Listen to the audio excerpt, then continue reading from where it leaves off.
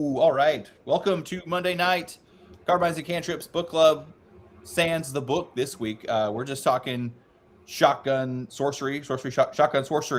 Uh, Jesse did a panel. I'm sorry, you said it last week, and my brain just pukes it out. What was the name of the con down there that you were at?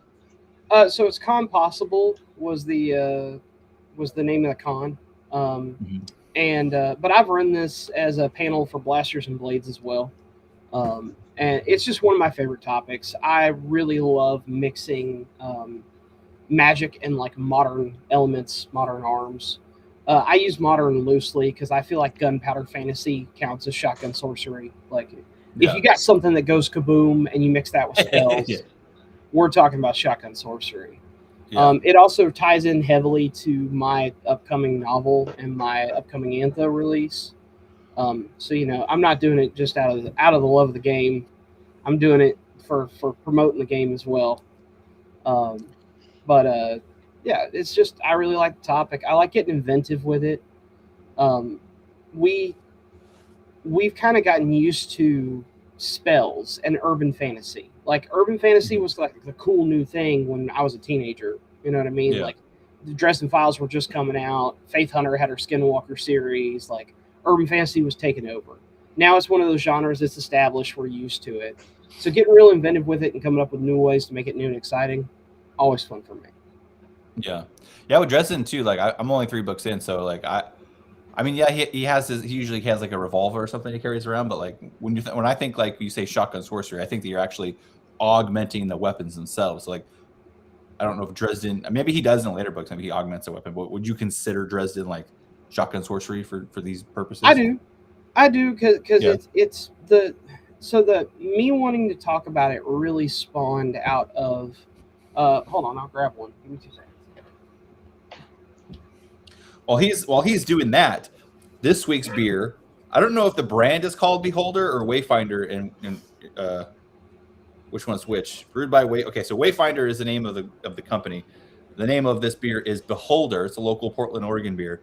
It's got the sweet wizard with like a hellhound on it. I don't know how well you guys can see it, but I was like, dude, this is a perfect beer. It's a hoppy lager. So that's the one I'm drinking this week. I have a out of season Jacko, a sufficiently spooky for shotgun sorcery pumpkin ale. Nice, dude. I love a good pumpkin ale. And I Well, have my brownies didn't do so hot, so water still up. I like to drink my orange beer with my Browns game, but the Browns didn't do so hot, so I was like, I'm not drinking it. Oh yeah, shout out to the USA male and female hockey teams. Yeah, Go America. USA. Bro, that guy, I swear that's like the most savage picture. That dude's got his tooth knocked out and he's got like the flag draped over his shoulders, raising his fist. That's such a cool picture. yeah. Go so hard. Mhm. So there's almost want to pose the question, like, where specifically do you draw the line at shotgun sorcery? Because there's like 3 strains of, I guess, genre where you kind of incorporate modern weaponry and like magic. So you have like your hidden magical world, urban fantasy, like your Dresden Files, like your Harry Potter, like Monster Hunter. Monster Hunter. Like if J.K. Rowling came out tomorrow with like Squib Team 6, like it would be that, which I'm sure is totally a thing in her world. Then It should be. I was actually wanted to talk about Harry Potter and the criminally underused aspect of firearms. Like I think they mention it in the first book, I think, or they mention it in one book. They mention it in 5th. In the 5th book, is that what it is? Yeah, because oh, they go to the mayor. That's right, or is it the mayor or like the prime minister? No, you're thinking when he talks to the prime minister. I think that's the beginning of 6th, but in 5th, Kingsley Shacklebolt. I don't know why this conversation sticks out. Kingsley Shacklebolt asks Arthur Weasley about fire legs, and Harry and Arthur are kind of like, "What the hell are you talking about?" And he's like trying to describe guns, and Arthur goes, "Oh, you mean firearms?" I don't remember that line, dude. That's great. How many times I've read that book? I don't remember that. No, what I was thinking of now, I remember it. I was thinking of Prisoner of Azkaban when Sirius escapes, and like the Muggle news is basically saying that he's armed with a gun. They're like, "What's a gun?" And they're like, "Oh, it's a thing that Muggles used to kill each other with." It's like, oh, how do the British have like The British gun laws are so severe. How did he get a gun in Right. the United Kingdom? But yeah, Stole it so from his there's Muslim that. neighbor. He picks up Akbar's AK. So you've hidden magical world that guns are kind of adjacent to it because the modern world is also a thing. Death Eaters getting smoked by an AR-15 notwithstanding. Then you have like where you bring the guns to like a different already magical world, maybe a medieval setting. That's your Forgotten Ruin. That's your Yep. Gate is another good example. Probably one of my favorite animes. Because I was just curious, what does an M60 do to a dragon? Not the pig, like the tank, like the patent tank. Yeah. And so yeah, so there's that. And then there's the third way, which I've only seen once, and or no, actually twice, kind of. Your Servants of War, your the Darkness series, where you have a magical world that instead of Yeah, remaining in secondary like the world. pseudo proto medieval, you have a fantasy world that instead of remaining like a proto like pseudo medieval equivalent has advanced to like a more industrialized age, and the magic industrializes along with it. Yeah. Well, and Servants is unique too because it's like Earth is a real thing in that story. Like humans came from Earth. They just like went through the mist Yeah. of Barovia, basically. So I would, to answer what I think was the original question. I think all of those can be shotgun sorcery. I think it depends on one very key factor: is are you utilizing both at the same time? So wizards, for instance. I don't know if you guys remember the old movie, the animated movie. Called Wizards? Called just called Yes, Wizards. I think I know what you're Good talking job, Prince. about. No, Good that job, sounds not Prince. familiar. Good job, Prince. Man, And there goes our host. What the hell? Am I back already? Yeah, you're back already. Yes. Okay, that was weird. Now I'm on the bottom. Cool. So, at the end of Wizards, to spoil a movie that's older than I am, the two wizard brothers are having a conversation. And the one necromantic evil wizard is waxing eloquent about, you were always a softie and I was always stronger. And Come on. like, The dude also had like femurs for upper arms. That was bizarre. yeah, his bones were showing. Anyway, he gives this big waxing speech about everything. And then the other brother is like, yeah, well, I'm going to show you one trick Ma taught me that, you never learned. And he pulls a pistol out and shoots him. As funny as that is, it's like a 44 Magnum. yeah, it was a hole. crazy looking Luger. Yeah. As funny as that is, I don't know if that really counts as shotgun sorcery. Because that was just like the gun is like the prop at the end. To kind of show that, with all the magic, the mortal way still works or whatever. Like it's still like it was the joke at the end. I don't count that. But Yeah. anytime that I'm walking in with a staff in one hand and a gun in the other, that's shotgun sorcery. Anytime I take a magic shell and I load it into the gun, that's shotgun sorcery. So yeah, I count Dresden because Dresden keeps the peace. Yeah. I may be out of spells, but I'm not out of shells. That's what I love it, dude. is I love those memes. My brother ordered me this. It was, the iCast A10.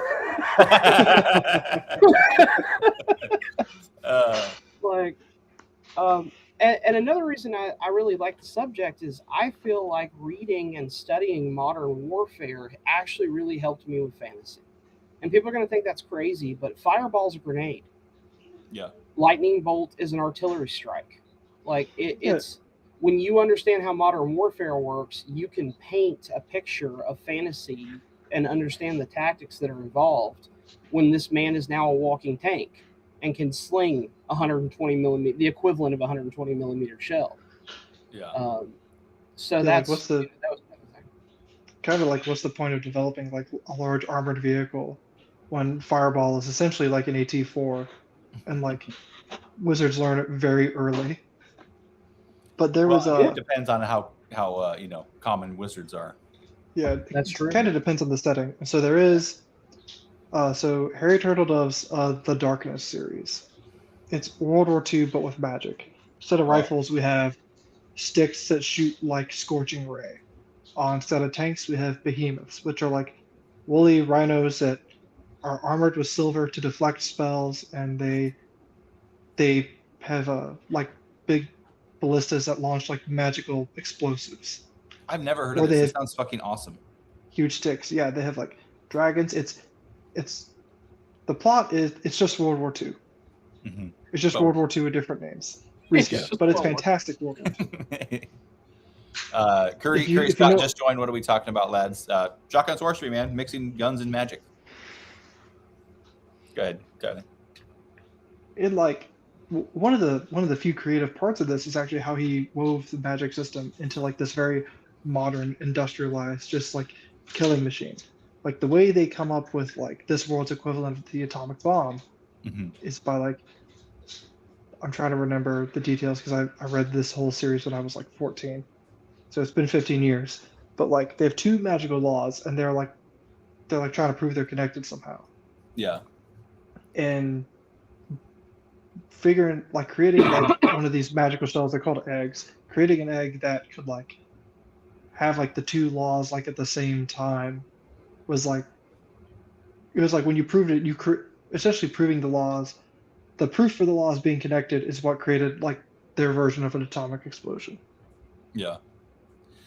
Yeah. For me, I think like maybe is Larry.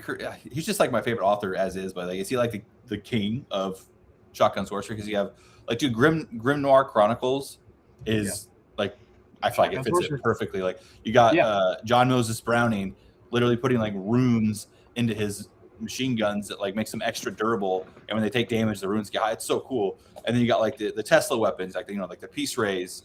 I can't remember what like the super weapon was called in the first book that like completely like obliterates a fucking whole continent, not whole continent, but like a state. And yeah, like in the machine, like the robots, the power armor that what's his name, Toru rocks samurai. Yeah. Power armor, dude. Just fucking rad all around. Jake as a heavy, like carrying a whole ass Lewis gun, Yeah. and increasing the gravity on it when he's ready to shoot. Yeah. That's absolutely 100% shotgun sorcery. Have you read the short Tokyo Raider?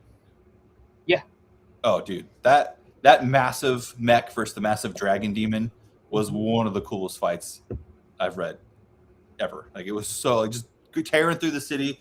Like I don't remember Jake's son's name. Was it Joe? Joseph? Joe? Someone with a J, I feel like. That sounds right. Yeah, anyway, it's Jake's son in this one. And he's like, he's the one controlling this massive, at least he's controlling like its movements. But then like the arms have like ice boxes and torches and cracklers to like activate the other like magical weapon. It's such a cool, I don't know, mechanic or way of using a giant mech magically. And like a giant giant robot, like Jaeger-sized robot. Yeah, Edie Sky's got Titan Mage. Yeah, and Titan Mage is the mage's pilot mechs, and they're magic mechs, and they have basically magic wands that they build into the mechs themselves. Mm-hmm. And you have to be a certain type of mage. You have to be capable of that magic. Yeah. And if you're capable of that magic, you can pilot that Titan and utilize its catalyst to create. It's called Titans. It's Titan Mage. Titan Mage. Yep. Yeah, it's really good. It's a harem series, so I'll forewarn you there. Hell yeah, dude. You got the spicy series going. No, Magical Mechs is remember, like my favorite, so yeah. I will say when I was in the midst of writing the original Panzer series, I was like, well, there's only really two other mech series that aren't BattleTech. There's The Messenger, also a good series, and there's Titan Mage. I was like, fuck it. And then I was like, I'll hold my nose. And then like by the end of that one, I was like, I kind of want him to get with the hot witch lady and the robot. Wait, is there fantasy in your book? No, there isn't. There are some. Because I'm developing the universe over time, there are some more supernatural elements in Panzerder, Mhm. and it doesn't shy away from that. Like if you follow me on Substack, uh, I've been talking about like all the different ships that are in like the space series, and some of them are straight up haunted, like after the war. I like that, dude. I like when it's very grounded. And I'm not saying it's like hard sci-fi, but it's very grounded in like reality, just future. But then like there is like that super it's like Galaxy's Edge is a good example of that, where it's like the force, the force is a thing, but it's like it's so esoteric and obscure that like 3 people in the galaxy even know what the fuck it is. So And it's like not like it and like the like it Jedi. might like it might be evil itself. They never Yeah. come out and say that, but like that's like my theory. And like, man, I should have just asked Jason this last time I talked to him. Like, Well, is Robbie makes it seem evil? like it's more up to like it can be corrupting because it's so much power, but like Robbie makes it seem like it's up to the wielder to wield it however they see fit. So it's kind of like the saying like money doesn't change who you are, just amplifies what was already there. So if you're already a shithead, Yeah. it's just going to make you more of a shithead. Yeah, Curry Scott, Academy of Outcasts is next up on my Audible list, dude. That's a perfect shotgun sorcery. Yeah, They perfect literally have like example. magic pistols. Yeah. That's I a cast great That's what I gun. said. They don't have to be. They don't have to be like automatic loaders. They don't have Yeah. to be, like 1911s You, and stuff. you can have like a muzzle loader. I'm trying to remember her name, but the Knights of Washington chick. That's gunpowder fantasy, shotgun sorcery. It kind of straddles the line Yeah. because it's like all muzzle loaders and stuff. Yeah. Yeah, I feel like Flintlock Fantasy is, probably lumps into shotgun sorcery. Yeah, I lump that in shotgun sorcery for sure. My earliest influence for it though that like I can think of in my head, and this is just because of the age I am. Were you guys Toonami kids? Hell Yeah. Yeah, Outlaw Star. Yes. Mm-hmm. Yeah, with the Yes. pirate magic and the caster rifle, and he'd load the shells up, and they do all kinds of like fire a black hole or do all kinds of crazy the different spells. Yeah, until a few years ago, I was convinced that show was a fever dream. I was like, Dude, that's one of my favorite animes ever, man. That's cats that turn into starships and like That's one of the shows that like I always basically- saw trailers for, or like always saw a commercial for, but I never actually. I don't know why I never actually was around when it was on. I watched like Dragon Ball Z, Rurouni Kenshin, Yu Yu Hakusho, Megas XLR, one of my favorite ones. I don't know. I don't think I actually caught Outlaw Star. dude. And you can go get the like real Outlaw Star now, not like the Toonami sensitized version, which wasn't terribly different, but it's just like DBZ. Was Yeah, a I lot mean, more like- bloody. like I remember like my dad walked in, there was like a chick in the tub. And dad was like, seriously? And he just kind of like shrugged and left the room. I mean, I was like 5, and he's like, he didn't really see anything. I guess it's fine. This is the same man who thought watching Alien with a 5-year-old was a good idea. Oh, dude, Boomer Dads. I watched, dude, like Hellraiser, Child's Play, fucking Aliens. Like, yeah, I was terrified of dolls from a very young age because of Chucky, dude. And my grandma's house was like had a whole room that was just stuffed full of porcelain dolls. Oh no, the Fucking porcelain dolls. hated I hate porcelain dolls, but Chucky is unrelated. I just think they're creepy. They are fucking creepy, dude. Yeah. Yeah, dude. Yeah, Larry's the man, dude. I feel like Monster Hunter isn't super like chocked full of magic. I mean, it's there, but I mean, I don't know how you would. Usually, to harm our protagonists. Yeah, or someone is fucking with shit they shouldn't be fucking with and harming the protagonist.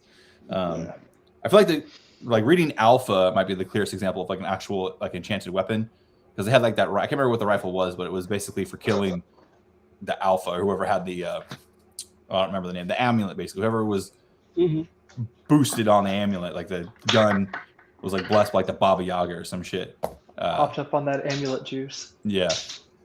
Well, for Monster Hunter, the example for me is the most my like style or shotgun sorcery or like influences when I do shotgun sorcery is the orcs. Skippy. Yeah.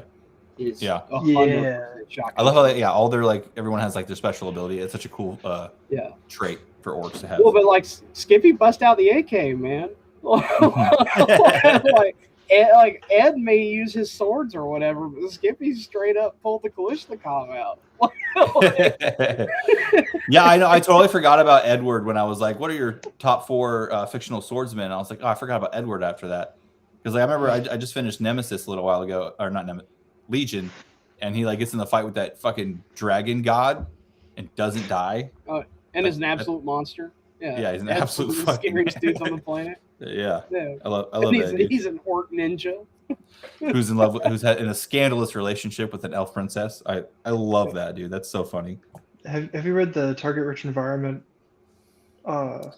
There's a short story about her joining them and how they where she goes with Eden to go fight those like interdimensional demons or whatever in that warehouse. It's like some big Cthulhu monster, and she's like, I may have oversold how good I am at this whole... She's funny, dude. Yeah, I'm glad I did read that before I listened to Legion, so I'm glad I did that because I already know who Tanya was. Powder Mage definitely counts. I was just looking that up too. I was like, I knew that Brian author, but I can't remember what he wrote.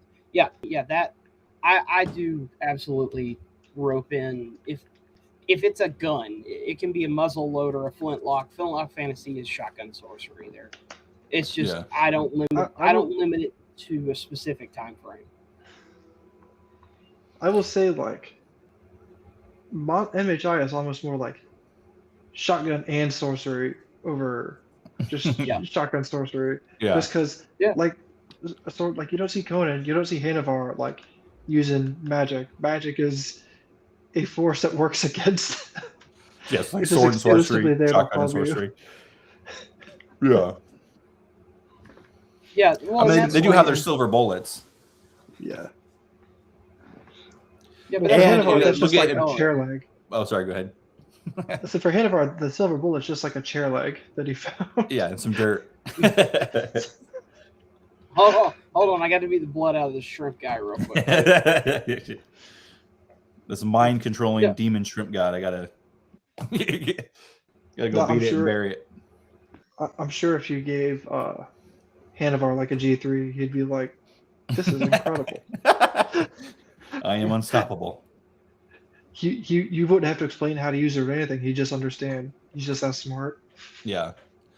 I will say though, for MHI, for MHI though, you have like in the first one you have Gretchen and Milo both basically use their faith to ward off a master vampire. So, I mean, within the Hunter's own ranks, they do have.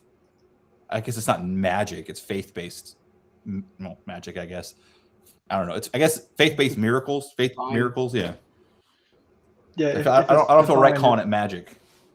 Yeah, if it's divine, it seems more like a miracle or a blessing than like. As Dark Souls would call it a miracle. Yeah. But yeah, I can't wait for Magic and like literally the next book in Academy Outcast is called Magic and Bullets. So like I am super excited for that to come out. That's how it'll go so hard. Yeah. Did you guys read the American Paladin? I haven't gotten to American Paladin. I don't know if this one. This guy is definitely a loner. He's not like part of like an outfit like Owen is. And the monsters seem much less common than MHI. Like they basically come through at very specific times, very rarely. But dude, get a look at this fucking thing. I actually laughed out loud when I saw this monster. It was the way you said so good. What the hell is that? It's like it's some kind of fucking Aztec, like Central American, South American demigod or some shit. Yeah. It's funny, dude. He's just got like a phallic neck and head. I'm like, I don't think I'd be horrified if I saw just a door open and that thing stepped out. I think I'd just be confused. I gotta work that. I gotta work that into a story now, where it's instead of like everybody's terrified, and instead a guy like smacks his butt me on the shoulder, and he's like, "Hey, man, get away!" Yeah. I was like, holy shit! Like, it was a really good book, but I'm not gonna lie. Like, I saw that and I fucking started laughing, dude. No, that thing seems like an outside context problem. That's like the inhaler. Like, we had no information on this thing. We have no idea what happened. We have no idea where it came from. Yeah, we don't know. What the fuck was that? The inhaler is such a good name for a monster. I They called him just like came the up with tall that man, right? In the story. Yeah, they called it the tall man in the story. I called it the inhaler because that kind of describes it better. I think it is less generic. Yeah. Because it's just like, yeah, what the fuck? Well, the thing with him was at first he was goofy, and then he was like it took a minute. Fucking terrifying. At first, it's like, look at this gangly son of a bitch. Pop, pop, and then he falls over, runs off, and you're like, oh, what a goofy monster. And then the next time he shows up, you're like, oh God, don't let it go. Kill it.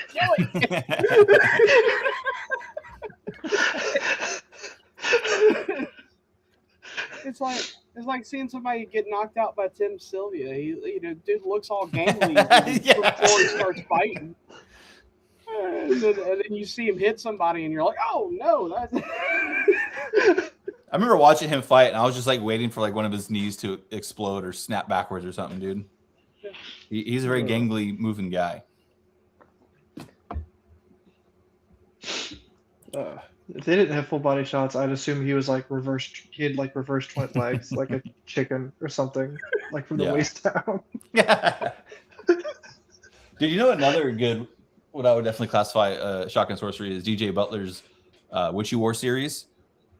I mean, it's pretty heavy flintlock fantasy, but there's a lot of magic and a lot of things that can cause magic.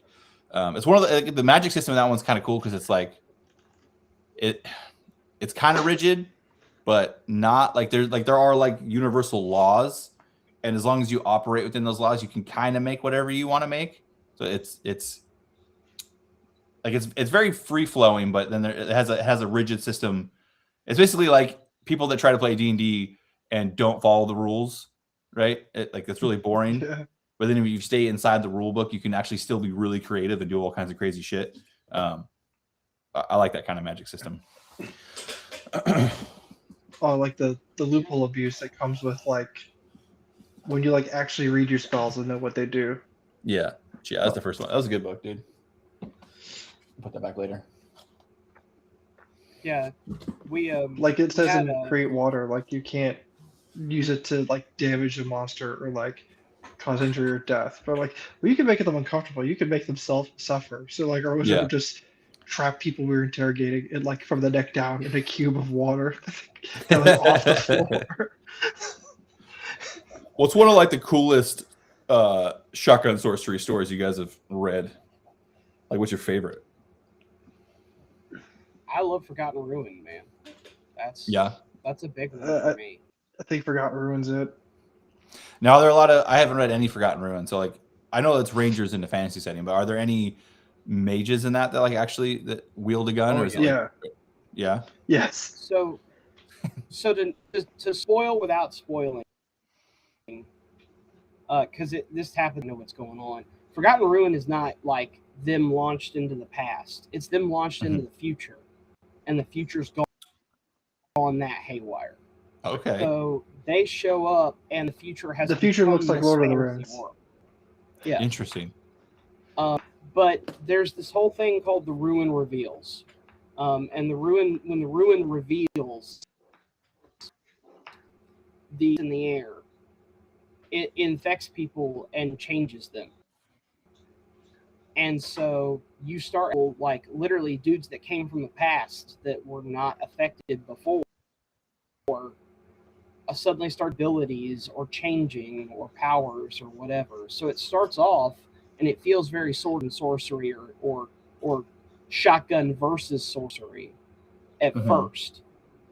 But then as the series goes on and the guys are in the Ruin longer, they don't give up their guns, but they start picking up magic to augment how their guns work. They just kind of like incorporate like their new abilities, their new skills into like their ranger toolbox. Like, this is a new way we can inflict death, destruction, and harm on our enemies. Literally, Oh, really? and, I didn't know that. Yeah, literal Yeah, they made that a minute ago. 5e supplement where you can like pick different. So there's like a medic class and a sniper class or whatever, but when the ruin reveals, it can literally give you old school D&D classes. You can be revealed to be a barbarian, be cross-classed like sniper barbarian or whatever. So Mm-hmm.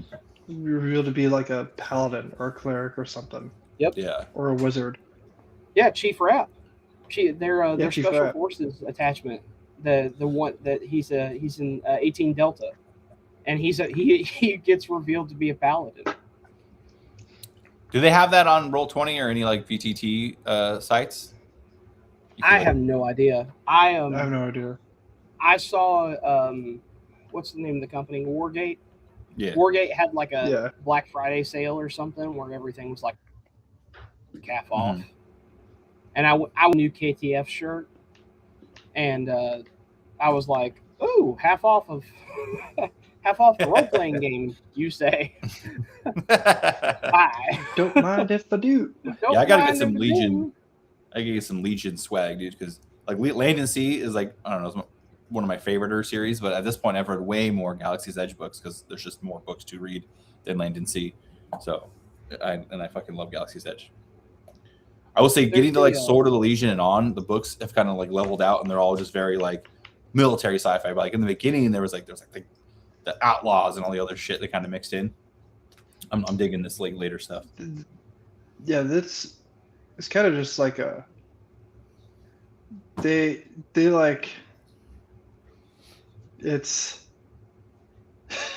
I don't spoil.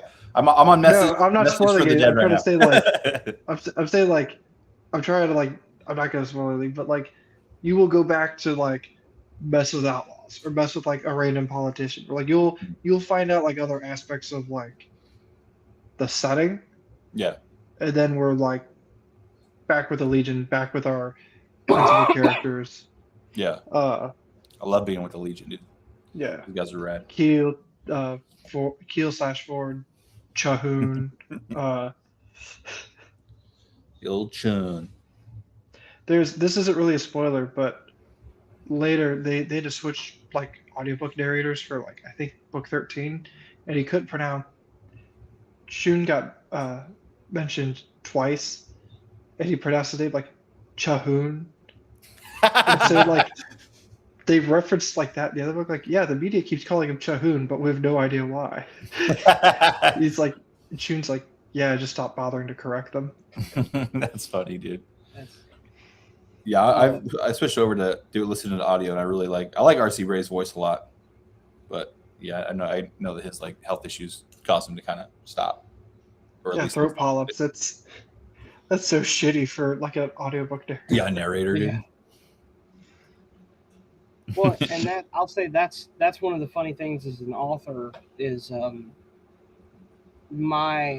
two audiobooks that are my work that are on audio. Nobody asked me for a pronunciation guide, and I was a new enough author I didn't know to provide one. And so like that, man, some of the pronunciations kill me. So like Leo in Dead Wolf, which is what my novel is based off of. My Shotgun Sorcery novel is based off this character. His last name is Vanagander, which is a kinning for Fenrir, and is the monster of the River Van, is the translation. Which Fenrir was said to literally have drooled so much it formed the River Van, and that's why he's Vanagander. Anyway, so that the audiobook narrator does a fantastic job of the emotion. He does a fantastic job of like, narrating the scene and giving the feeling and putting inflection and giving people their accents and everything like that. And every time he says Vanagander, man, it's like Vanagander. It's Vanagander, and I'm like, dude, like where'd that extra R come from? Like what are we? Narrators will have like such interesting flubs. When I did the audio for Storm Warning, Trip Ainsworth, another author, he narrates his own audiobooks. I had to narrate mine too. I paid him. We sat in a Discord call, and he would like play like the read chapter, and like I'd stop. I'm like, hey, stop! You missed this line, or you mispronounced this, or this is how this is pronounced. There are a few fuck ups he'd have where I didn't say stop. I would just be like, what? Hygiene term? Are you fucking kidding me? We're just sitting there laughing for 20 minutes over hygiene. No, the big one was ham. You're supposed to say headlamp. He only had to say it twice. He couldn't say headlamp to save his life. He kept saying ham lamp. Close enough. I love a good So, like, ham lamp, dude. So like the first time he said it, I said, oh, ham lamp. Like, the fuck is that? And then he's like, you said the headlamp twice, and then the headlamp came up again. He said the ham lamp. Went to go fix it. Said ham lamp again. I said, bro, what the fuck is a ham lamp? That's so funny, dude. Like, it's funny to see people get stuck in a loop like that. Like, I remember one time when I was in boot camp, this really nervous kid was like on the I can't remember what we called it, but he was basically on watch at the like entrance to our compartment. He had his super little like reflective belt on, was just standing there. And this, I don't remember what he was. Maybe he was like the CO of that barracks. I don't know. This LT comes in, which in the Navy is an 03. So he comes in, and the fucking kid he does like the greeting, but instead of calling him sir, he keeps calling him petty officer. And dude, he did it like 5 or 6 times. And like like the RDCs, like the drill instructors were like stopping him, like they're correcting, like he is a sir, he's a lieutenant. And then they're like, do it again, and he would do it again and call him petty officer every time. He never got it right, and he never got it right. And basically, the officer left, and the drill instructors are like, "Don't worry, sir, we'll take care of it." And he got his ass kicked after that. But dude, it's like so many, and they even stopped and were like, "Dude, you're saying it wrong. Like, this is what you're saying wrong. This is what you need to say." And then he would say it wrong again, just like total fucking recruit brain, dude. No, he did surprise me. A few chapters later, he just had like a long pause at the end of a chapter, and then ham lamp, like real loud, like I don't know. I about laughed so hard I cried. Like that was funny as hell. Yeah, dude. So I've never I haven't been to too many cons, so I don't know. Like I never, especially like haven't gone to like watch a panel. I don't even know if the ones I went to even had like legit panels. So like when you go up and do a panel like this, like are people asking you questions, or you kind of just like say this is what shotgun sorcery is, and here's a couple examples? Like what are you doing? You're up there. Well, so generally there's a moderator, and the moderator is going to have a list of pre-prepared questions if they're well prepared. So like I had, maybe like 6 to 10 pre-prepared questions from my like list of authors and people that were speaking on it. Now the good thing is that you get practice at it, and you get a feel, and once you ask one really good question, that can pinball around. So like if I say, hey, what's your favorite, what would be the spell you would most want in a gunfight? And some people will say like, oh, healing because this and that, whatever. And my answer was like reverse gravity. Because if there's something in the air, I reverse gravity on it, it goes up, I reverse gravity again, it comes back down. Yeah. If there's somebody behind cover, I reverse gravity on them, they're not behind cover anymore. They just, and I don't care. Just pop up like you're shooting skeet. Yeah. If it's a plane, a tank, a dude, a hopped up warhound covered in, whatever, like whatever it is, reversing gravity on it's going to screw its day up and make things real awkward real fast. Yeah. So that was like my answer. But that flowed into a conversation on like, oh, well, if you had this, then you could do that. And it'll eat up 20 minutes of the panel.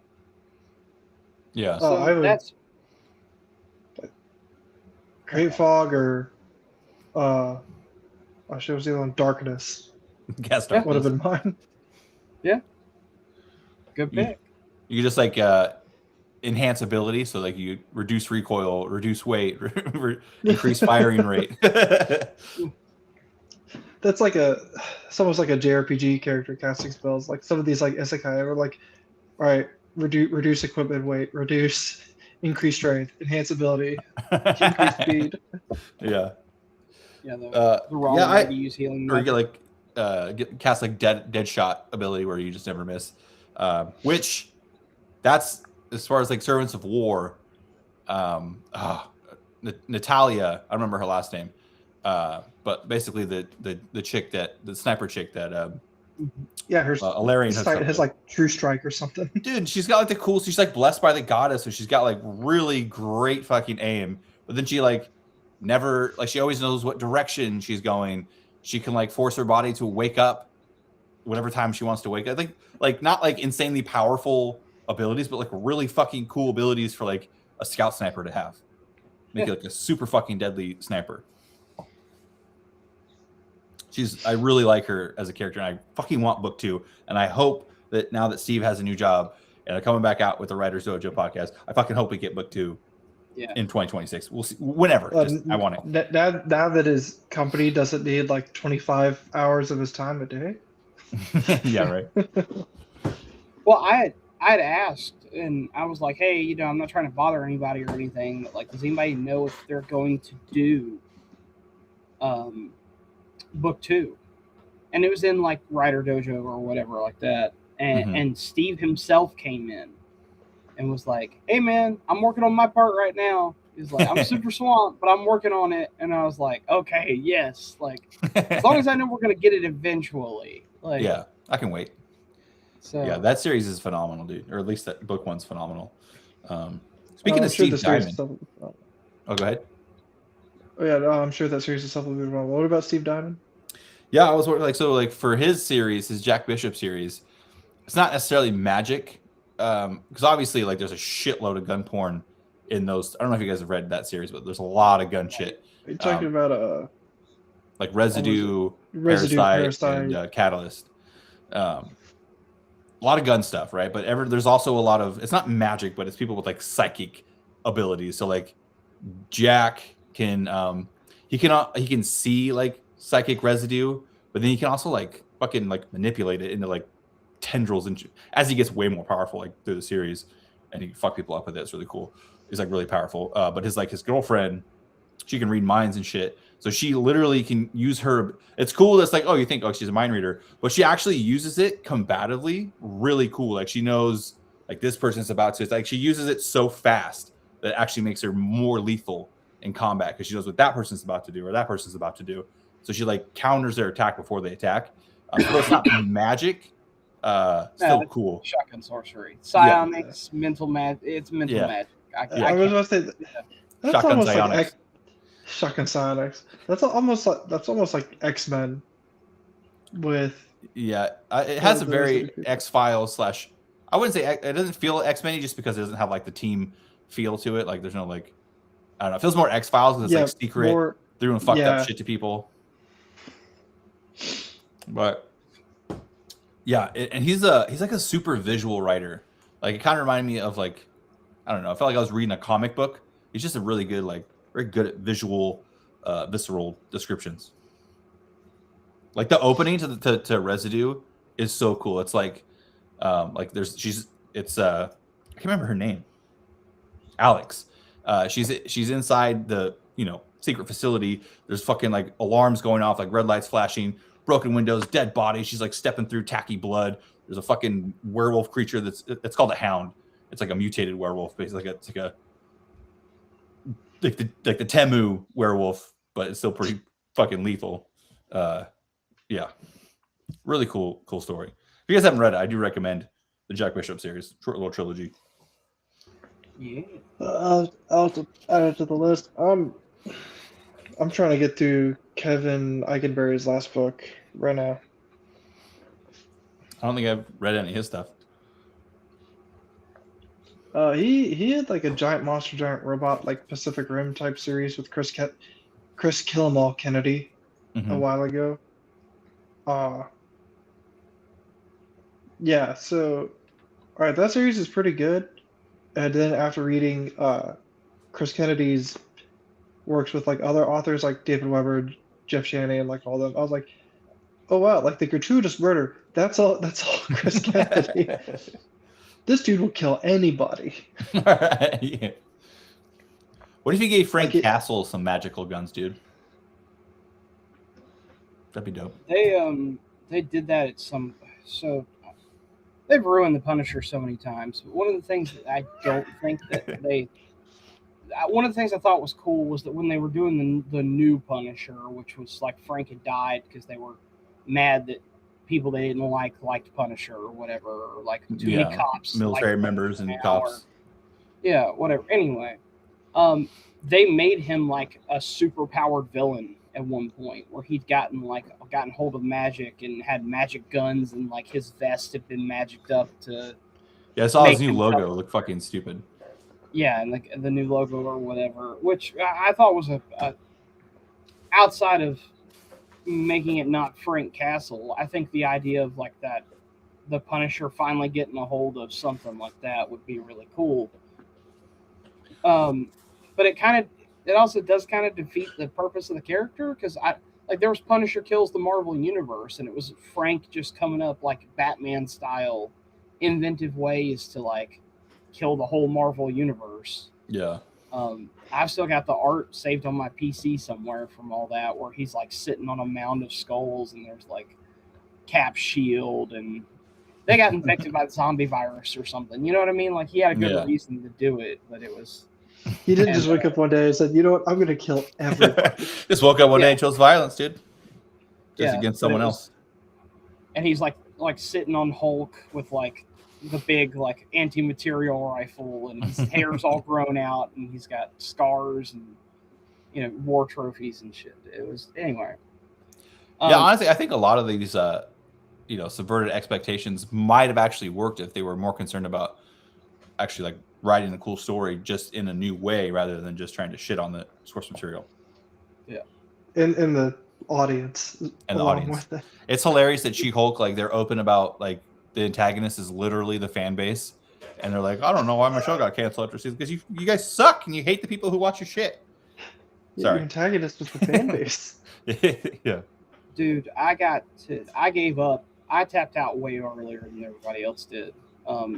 I got to Falcon and the Winter Soldier. That was just ridiculous. They totally assassinated Falcon's character. Yeah.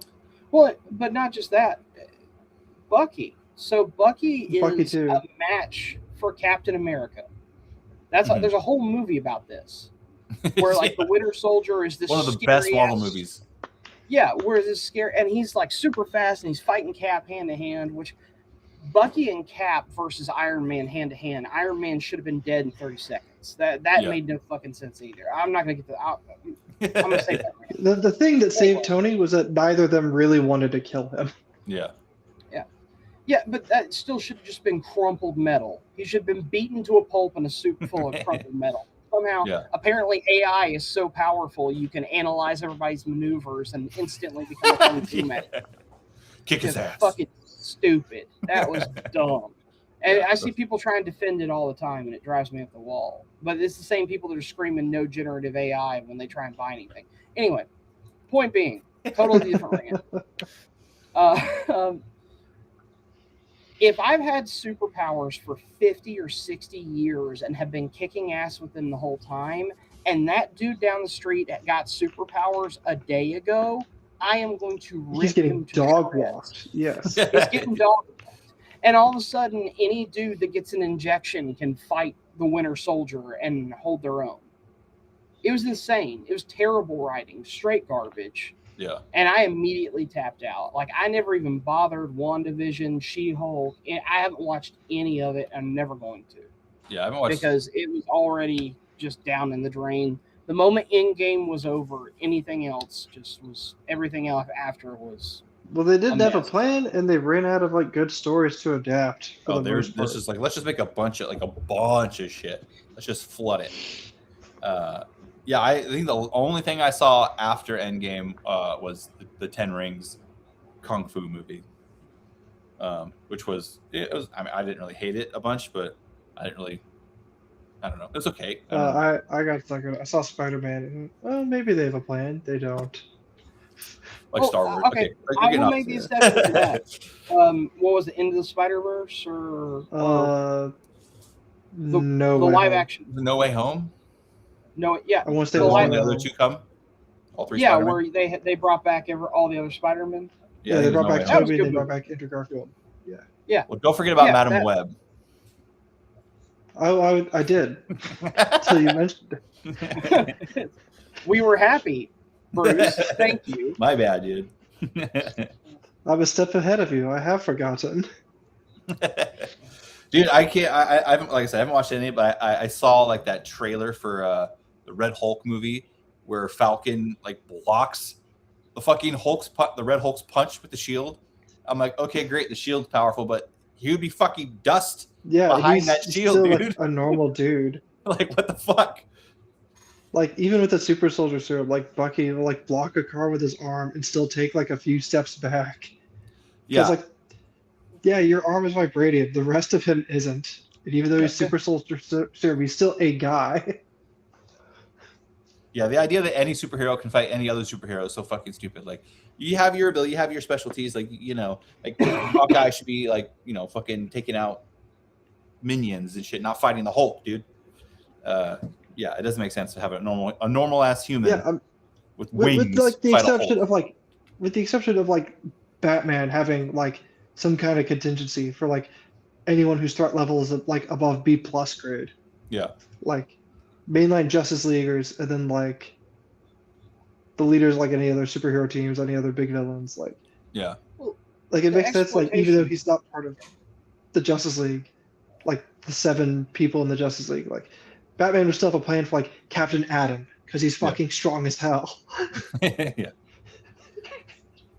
Yeah, well, the exploitation of weaknesses and pre-planning is a perfectly valid reason to change the outcome of what a normal conflict would be. That's all well and good. The problem is that they couldn't even stay consistent with the same character demonstrating a trait or ability in the same conflict. Mhm. So when Thor and Cap's shield collide in one of the early Marvel movies, it has this god-awful like collision course. yeah. But then we have the shield and Red Hulk hit later, and Falcon can stand through that when Thor and Cap both suffer. Because of fucking Yeah, like- shockwave. Yeah, Yeah. like Thor and Cap, and then the people who were not even next to them when they did that, everyone was on the ground. Yeah, like it's It was the like when biggest you're fumble. inconsistent within your own universe with physics, you're not Yeah. doing a good job. Giving Falcon, because Falcon was cool as the Falcon. He had his his wheelhouse. It was not being a super soldier. Giving him the shield was so stupid. Like, it should have been Bucky. Bucky's literally he could hold the shield. He could go do the shit the Cap could do. Well, they were ripping off the comics at that point because they didn't have a plan.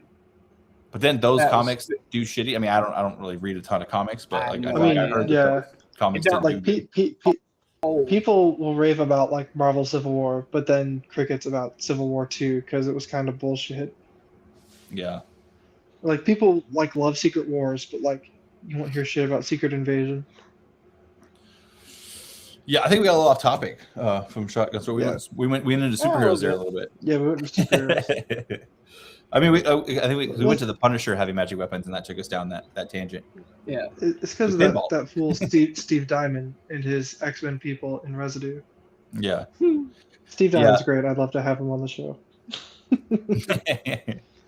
Yeah, you know what really made me think about X-Men was again, not to bring it up again, but the Grimnoir Chronicles, dude, because it's like, That little is more of an X-Men book. That is Yeah. Shotgun Sorcery. well, Oh, yeah, like hardcore. That was, it might. I don't know. It's fun. It's a phenomenal series. It's definitely one of my top series, top 5 at least. It's so good. If you haven't read the Grimnoir Chronicles, it's just a trilogy and there's a couple of shorts. Dude, go read it. But yeah, I like that. It's not like X-Men where like X-Men, like there's so many fucking powers. It's retarded. Like you have something stupid like you can grow your fingernails long, like you're Meg Griffin, or whatever. But like, in Grimnoir, it's a little more like categorical in Grimnoir. Like you could be there's so many things you could be, and some of them are more rare than others. But for the most part, there's it's pretty standard.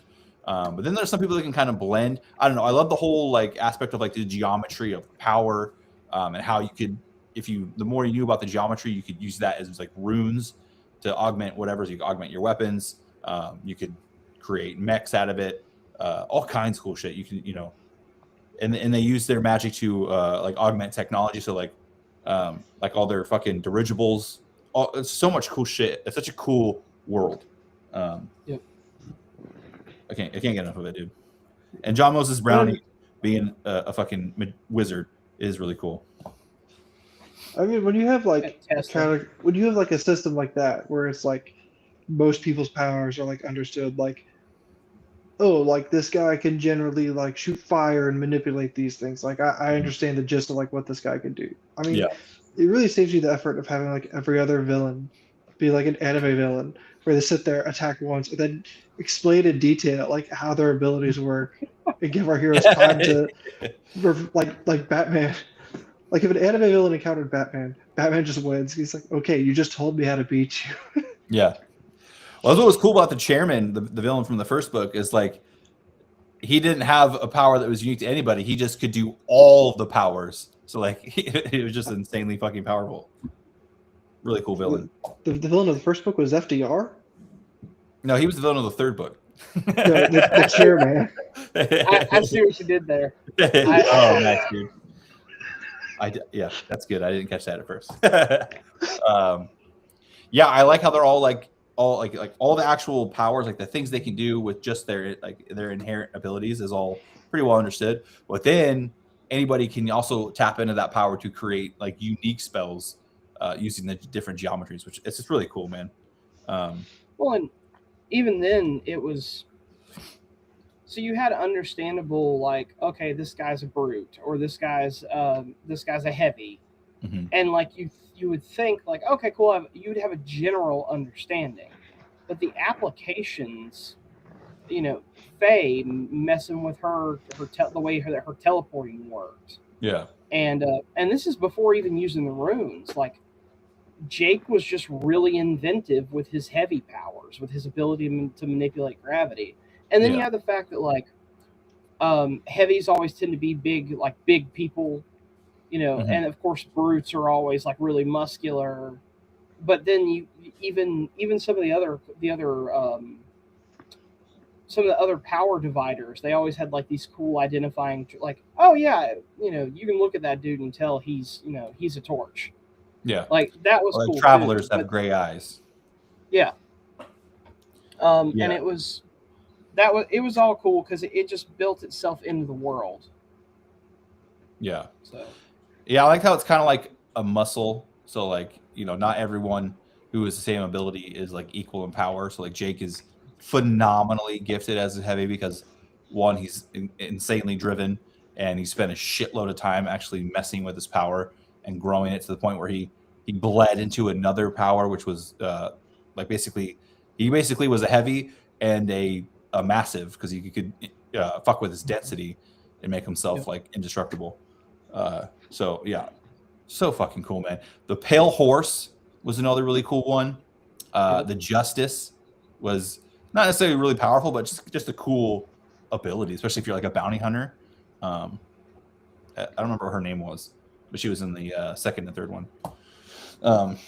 Yeah, really cool, man. There's an application of powers. My Hero Academia has one of the older students, the mentor, Lemillion. The power sets are called quirks in this universe. Yeah. His is like he could like phase through things, but like if he phased to where like his face was inside an object, like he wouldn't be able to breathe, like he couldn't see if he like covered his eyes. But like he worked his ass off to maintain that, and he also bulked up and got hella strong. So he would be like run around, like, you just like he'd be getting in like fist fights with these dudes, and they just wouldn't be able to touch him. Like they would punch him, get air, and then he would like punch like through their arm and like stop phasing like at their face. Yeah, dude. I remember that guy. He went into the ground and shit, right? He was weird. He was Yeah. weird. His face was like sticking up. Yeah. Yeah, no, he beat the dog shit out of Overhaul, who was like one of the toughest villains around at that point. But his whole fucking power relied on him being able to touch you, which he fucking couldn't. He just standing there getting punched. Yeah, I haven't finished that show. I got kind of, I don't know, season 3 or 4 or some shit, but I haven't finished it. I need to finish it. Yeah, dude. Shotgun Sorcery. You got, did you have any good questions while you were on your panel that you want to share with us? Let me Anything pull them up. from your panel that you thought might be good for the stream? I know we're pretty much out of time, so figured we got any last thoughts. We've covered a lot of it. Like I Mhm. brought up like the most Useful spell for a gunfight. yeah, most useful spell for a gunfight. But we've talked about all the different IPs, and I of course like, you know, I'm with other authors, so once we talked about the fandom in general for a little bit, I was like, okay, cool. Well, tell me about your work and like what shotgun sorcery you do or whatever. Mhm. And there, with a panel, I'd like poll people. Like I'll look at the audience and be like, hey, how many people are here just because they think it's cool? And then be like, cool, how many people here are writers and want to talk about writing stuff? And like it was like half and half. So I was like, Yeah. so then we talked about actually making shotgun sorcery for a little bit, which I'm not going to go into on this. The only thing I think we didn't cover was the reverse. So like we talked about the best spell in a gunfight, but what's the best gun in the spell fight? I don't know, dude. I guess it depends on like what kind of spells you're getting tossed around.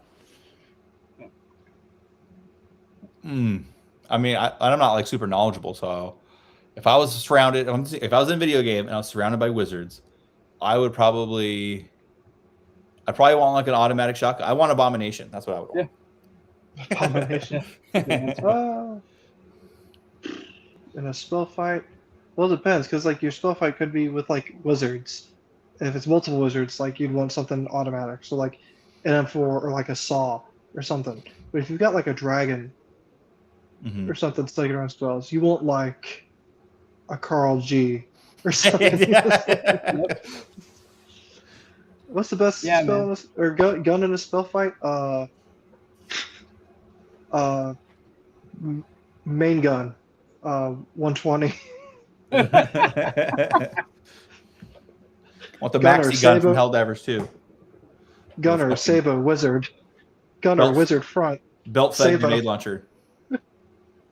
That's Mark 19. We have those. That's what I'm saying. Just get one of those, dude. They're phenomenal. Doesn't matter if it's a wizard or a dragon, you probably cover everything. Boom, boom, boom, boom. Does anyone ever do like magic ogres? Is there any stories out there with like an ogre wizard? I feel like ogres really need to step their game up. Yeah, come on, Shrek. I don't know, but I can add it to the list. The one not idiot ogre. Yeah. I'm working on a short story right now about it's another like magical mech. Not the same story I did with the Smiters, but it's like dragon slayers, and they use power armor basically. But it's definitely fantasy, maybe like arcane punk setting. But yeah, I would definitely say it's probably shotgun sorcery. I'm gonna play with that. I save some y'all. I need y'all to save some shotgun sorcery ideas. If all goes well with this Kickstarter coming up in like April or May, we'll do Gravesinger, which is my novel, and then I already have the stories in hand, ready to go for the Holy Diver and Midnight Sea 1, which is 100% shotgun sorcery. But then I'm going to need to do Holy Diver and Midnight Sea 2, and I'm going to be tapping you guys on the shoulder. Would you want how would you feel about the Task Force Mulder boys coming back for if you want to sink them into a trans-dimensional sea where they end up all across space and time, then I'm down. Sure, I can abuse them. Like a magical portal could pop up out of nowhere, dude. You know, especially they would be you already established crazy shit exists in your world. They would just be like, at this point, with like the few shorts I have for them that I haven't published, and the novella that I'm working on for my Substack, that I'm hopefully going to serialize by the beginning of the summer.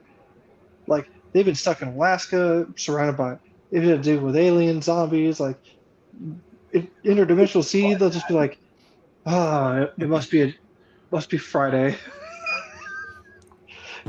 They fucking they went down into that Dracula dude's basement and got sucked into a portal. Was that Dracula, or was that some just random like lord that was like a Dracula analog? Yeah, it's just a random Eastern European lord that wanted to be a terrorist. As they do. As they do. Sometimes they get bored. Yeah, as every good vampire does on occasion. Yeah. I might eventually throw them like some kind of supernatural ally besides God. You kind of already did. You had that like ghost scout, cavalry scout. That's right. That was cool. he was on loan. Yeah. He was on I'm talking like a more like recurring, Yeah.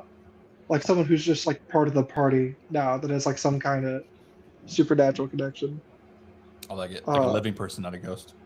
Yeah, living person, not a ghost. Which, I need to write it, but like in one of mine, like one of the ideas is like they need like information, but like they need it from like someone who's at Fiddler's Green, which is like a real metaphysical place in this world. So like they're gonna give one of them like a near-death experience, so he can die and be there and like go talk. And I plan on having that dude with his head be like, "Oh hey, how you do? Like what's going Good on? to see you again. Like, good to see you Long again. time no Have a see. long week." I feel like that having that like extra dimensional space there, that might fit really well with his multi-dimensional world that he's got going on there. I don't know. That could be your gateway into I forgot what you called it, the tavern thing at the Fiddler's Green. Yeah. No, I meant Jesse called his Oh, interdimensional. the Holy Diver. Yeah. Yeah. Yeah, I didn't know Green is that just like that a cavalry scout island. lore when I read your story. So I was like, what is the Fiddler's Green? But you know, the more It's you a know. I learned. morbid poem that we have to recite in basic training like every day. Yeah. And then Yeah, again the more on you learn, spur like, rides. I feel like I've learned a lot from fiction about history or maybe I've learned more from fiction than I've actually learned from school, just from like picking up references. I'm like, what does that mean? And I'll go look it up. I'm like, oh, cool. You know, that kind of stuff. Like, I forgot what the number was, but the Japanese unit of the fucking like experimenting on people, like 731. Is it 731? Yeah. Yeah. See, I didn't even know that was real until we were talking about it because I read that book. Sounds Horrible war crimes. Yeah. Everyone's always like, "Oh, poor Japan, they got bombed." I'm like, it sounds like they kind of fucking deserved it, dude. Yeah. Nate King says hello.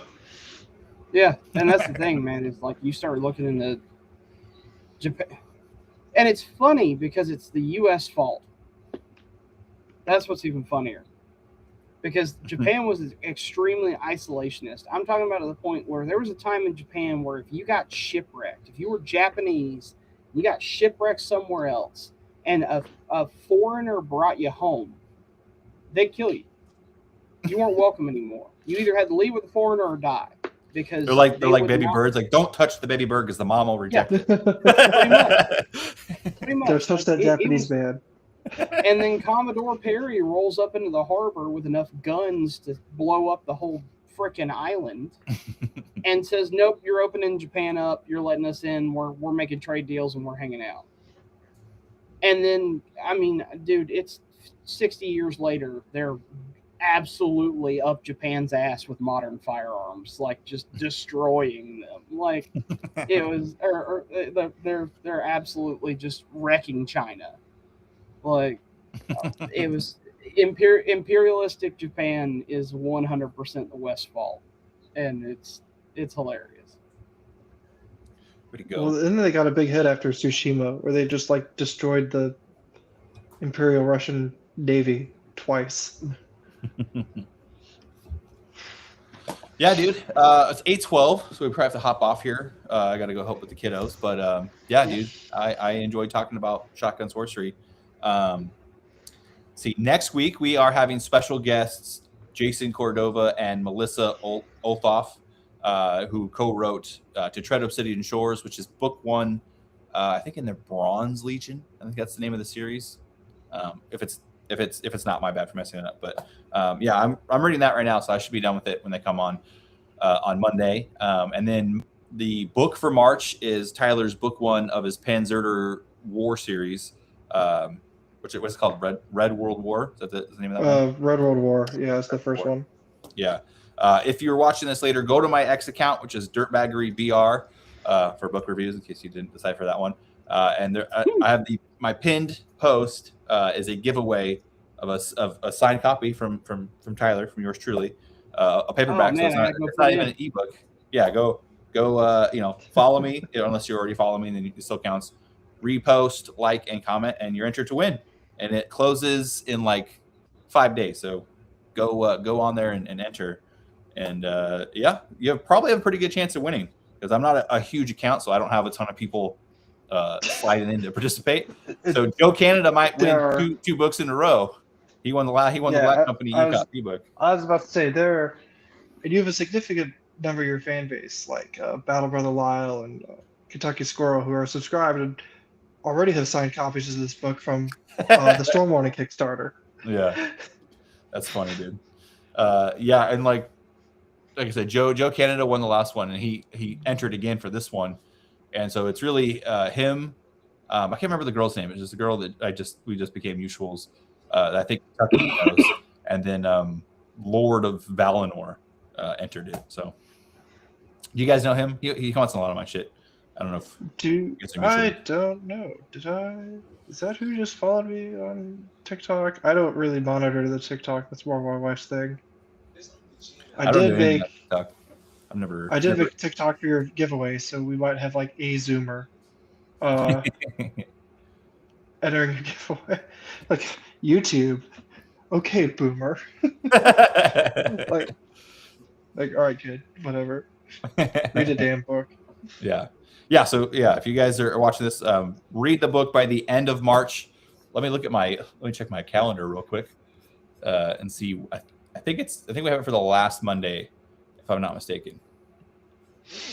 Calendar, where are you? There it is. March. Yeah, so March 30th, we're going to be talking about his Tyler's book.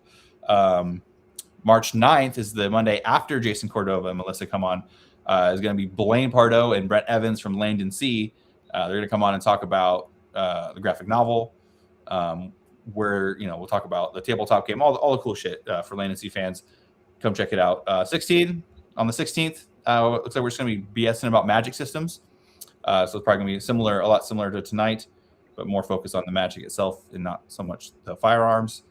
And then on the 23rd, I haven't asked the gentleman his name, but the guy that runs sci-fi4me.com is coming on. And we'll probably make fun of Star Trek Fleet Academy, which, I'm down to make fun of something so stupid. I'm down to make fun of that. Yeah. I haven't watched any of it. I've just watched like the clips that people make fun of, and my God, that's all I gotta say. I feel bad for Star Trek. I've seen the clips. Like, I feel bad. I feel like it peaked with Star Trek peaked with DS9. Yeah. I mean, I used to watch like The Next Generation as a kid, but not like religiously. But that's the one I'm most familiar. Like the one with Patrick Stewart is the one I'm most familiar with. Yeah, no, I remember Cisco punching. Who the hell did he punch? He punches a lot of people. All right, I'm gonna be real, but he punched. I think it's Q. Yeah, he punches Q. He goes, Picard never hit me, and Cisco's like, yeah, I'm not Picard. And like in that moment, I'm kind of like, I kind of wish you hit Picard. Nice, dude. It's like of the main Trek captains, Picard is probably my least favorite. Yeah. Like I prefer Jane. Really? I prefer Janeway to him. I can't really comment because I don't really know any of them other than Picard. So, I mean, obviously I know Shatner, but I've only seen a couple episodes of his show. So yeah, well, I mean, like if I had to like rank order them, it'd be like Cisco, Kirk, Janeway, whatever randos pop up, Riker when he eventually gets a ship of his own, Sulu when he gets a ship of his own, and then there's Picard. You really don't like Picard. I don't really know. I'm not familiar enough to debate you on it. So, Well, like, I guess it's the way a character is written or presented, but like, he, they want to come off as dignified. I think for a lot of people, he does come off as dignified. That being said, especially when like religion comes up, he comes off as incredibly self-righteous. yeah. Well, I'm interested to see what. I feel bad not knowing his name. I should have asked him. We just like scheduled it. It's like how guys like we talk to each other for like a whole entire ass day and like not know each other's names. We I know, a right? conversation and we got scheduled and I don't even know his name. Sci-fi4me.com, gentlemen. Yeah, talk some Star Trek. But yeah, guys, read Tyler's book for the end of March. I'm gonna try and get Yuval to come back on. Might be April. We'll see. He doesn't want to come on until he's got all of his eggs or all of his ducks in a row. I need this man to make me a new. I lost restream. There it is. Oh. I need this man to make me a new profile picture for Twitter and Discord because yeah. Halloween's done. And I'm like, I just want my "Is it Esther bad" T-shirt. Are we the bad guys? Like, okay, I get it's bad, but is it Esther bad? is it Esther bad? Yeah. And then I haven't heard back from Troll Lord Games, so we'll see how that goes. I might send out another message to him because I would love to do like a stream where we just play a tabletop game. That'd be fun, dude. Yeah, if you eventually get to the point where you channel merch, you need to have one that says, "Man, this world sucks." Like a T-shirt. Yes, dude. Howard Andrew Jones School of Villainy. Yeah, like an alumni shirt. Howard Andrew Jones School of Villainy. I'm writing this stuff down. This is gold, dude. Oh my god. All right, guys. It wasn't You your must greed be- or your stupidity. It was your lack of good timing. Nice. All right, boys. Being evil makes you stupid. Yes, it does, dude. In Derva, that was what it was called, right? Yeah, Derva. Derva. All right, boys. Hey, hold on a your- minute. I gotta go beat the blood out of this shrimp guy. I think that might have been my favorite story from that whole book. My favorite chapter. The audio makes it. The audio makes it. So I know. I don't want to go listen to it on audio, dude. That sounds so funny. Okay, we're just gotta get out of here. Yeah, boys. Yeah, may your shotguns always be shiny and your spells. I don't know. I don't have a close saying. Sorry. We'll see you guys next Monday with Jason Cordova and Melissa Olthoff from Bane Books. Excited to talk about To Tread Obsidian Shores. But yeah, see you guys next Monday at 7 p.m. Cool. Pacific Standard. It's like 10 10 o'clock Eastern. I'm the only West Coast guy. I don't know. I never have West Coast people on, but yeah. Anyway, I keep saying bye and then continue to talk. So see you guys later, dude.